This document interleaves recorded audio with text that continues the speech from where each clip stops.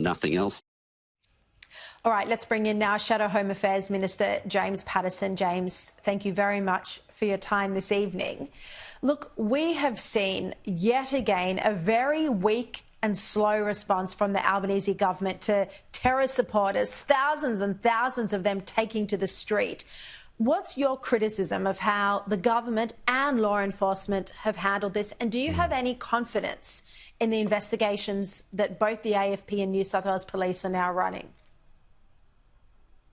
Shari, I don't want to shock Tony Burke, but in breaking news, the cities of Melbourne and Sydney are in fact located in the country of Australia. They're not in the Middle East.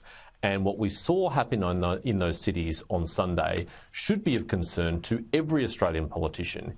In fact, in many ways, they've got nothing to do with the Middle East. The Middle East might be the catalyst for what we saw, but it's about our country and what we're willing to accept and tolerate here.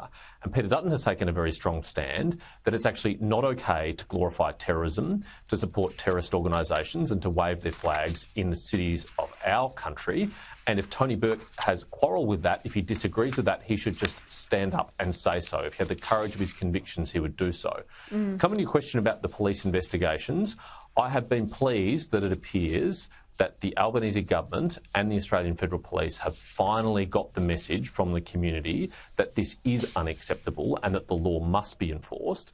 Because today, on Sky News, a Deputy Commissioner of the AFP, Chrissy Barrett, who's Head of National Security for the AFP, said that she's confident in the cases that the AFP plans to bring to court in relation to these offences. Now, that's a big leap from what they started saying on Monday morning, which is no charges will be laid because no offences will be committed. I think finally the message has got through to the AFP.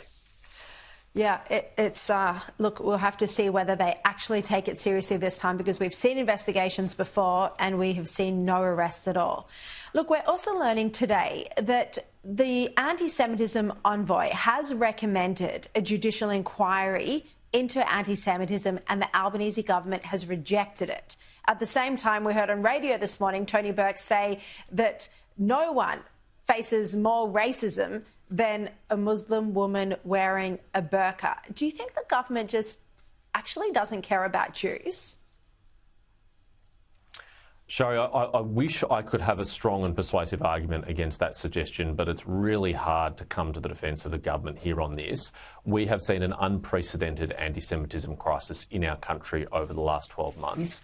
We have seen Jews who've lived safely and happily in Australia for all their lives say that they feel unsafe, so much so they're contemplating moving to Israel, a country under attack from 3 terrorist organisations right now, because they think they might feel safer there than they do in the streets of our major cities.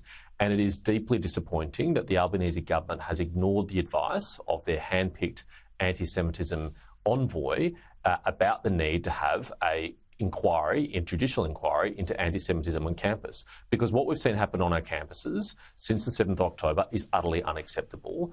And for Labor to turn their backs on Jewish students and others who've been horrified by what we've seen on campus shows they just don't understand the serious moral challenge posed by anti-Semitism, how corrosive it is for our society, and how critical it is that we stand up to it with courage. I also want to ask you about the comments or the question that the ABC journalist asked Peter Dutton today. I just played it a moment ago.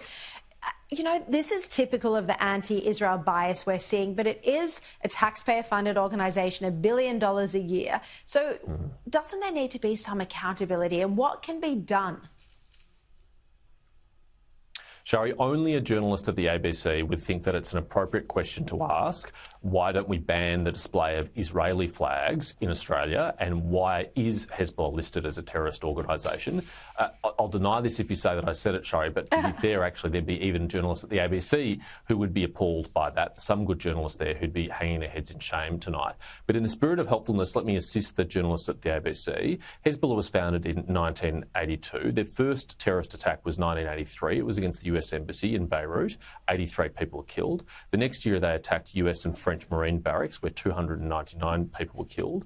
The next year, they bombed a restaurant in Spain, where 18 people were killed. Skipping forward a decade or so, in Buenos Aires, they bombed both the Israeli embassy, killing 29 people, and a Jewish community centre, killing 85 people. Skipping again ahead a decade or two, they assassinated the former Prime Minister of Lebanon in 2005, killing 22 people, and I could go on and on and on. Hezbollah has destroyed Lebanon. They've done enormous damage in Syria. They've attacked Israel. They are rightly listed as a terrorist organisation, and it is only someone at the ABC who would not understand those facts. Yeah, indeed. All right, James Patterson, thank you so much for your strength and your courage in fighting on this topic. Appreciate your time tonight as well.